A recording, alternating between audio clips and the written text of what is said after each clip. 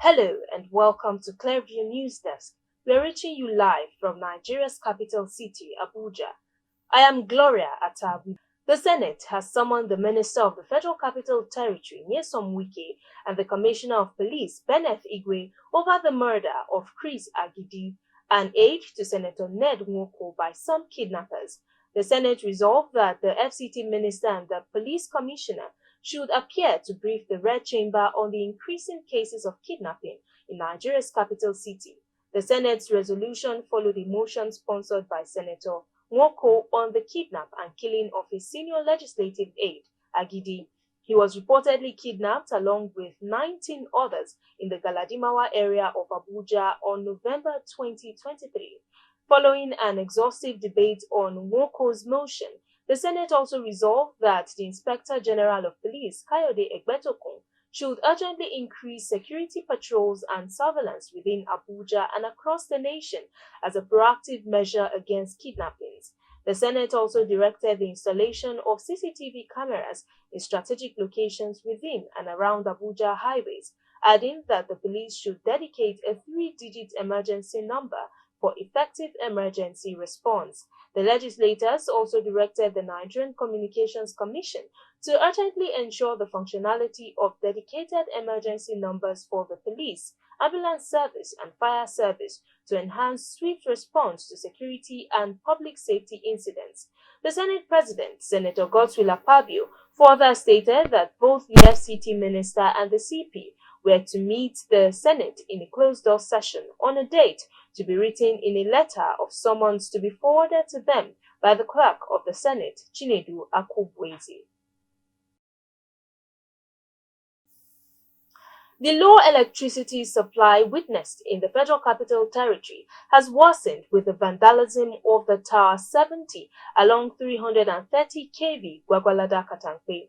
Nigeria's City of Power has been witnessing frequent power cuts due to low supply to the Abuja Electricity Distribution Company (AEDC). The situation has been blamed on the low generation of electricity by power generation companies, which in turn said heavy debt owed by distribution companies was the reason they could not afford to get gas. The Transmission Company of Nigeria (TCN), while announcing the vandalism, stated that the affected tower is now standing precariously on the ground. In a statement by TCN's General Manager Public Affairs, Ndidi Mba, she said the incident occurred on the 26th of February around 11:32 p.m. She said the incident reduced bulk power supply flexibility and the volume of power into Abuja by 250 megawatts. She stated that the company mobilized to the site of the incident and has commenced an emergency repair of the damaged tower and its associated equipment.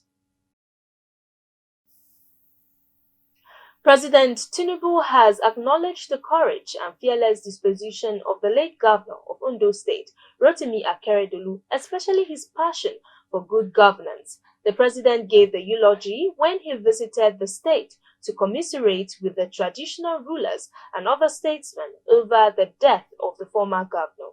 The report. The burial rite of former Governor Rotimi Akeredolus attracted sympathizers and friends from within and outside the country. The funeral arrangement began on February 15 with a winning soul crusade at MKO Abiola Democracy Park, Akure, Ondo State capital, and ends with a Thanksgiving service at St. Andrew's Church in Mole Street, Owo, on February 25. During the burial, the president sent his vice, Kashim Shettima, to represent him. But barely a week after the burial, the president still deemed it fit to visit the state. He was accompanied by the governor, Loka Ayedatiwa, and other top government functionaries. The president was received by the Olowo of Owo and a handful of other traditional rulers. President being a very passionate person who cares for the people.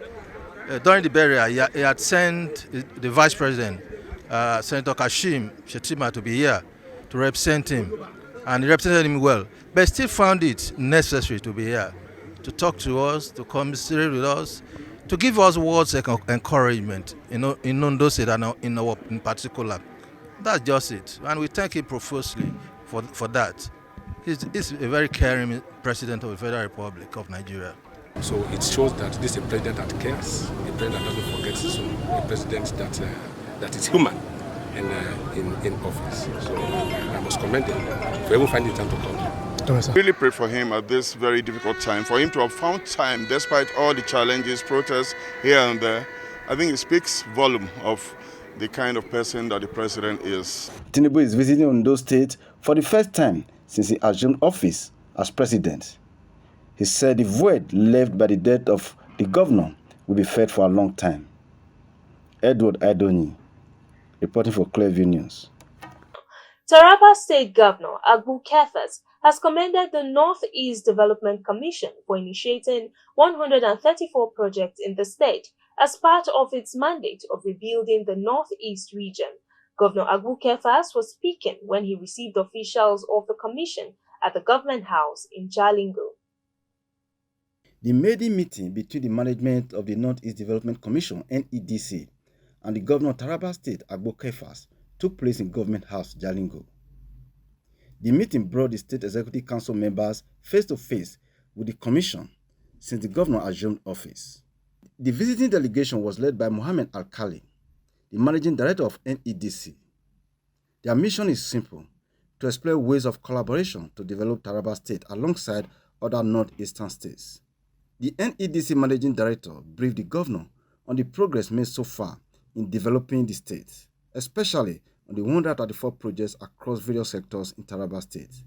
And for our 2024 work plan, we are also choosing some critical projects in infrastructure, socio-economic development, and so on and so forth, which we'll further discuss with the states so that we can take action in 2024.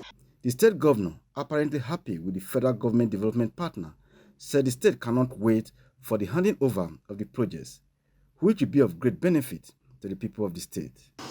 I am pleased to know that the purpose of your visit today is to facilitate the cooperation and alignment of the critical intervention need of Taraba State in the Commission's work plan for 2024.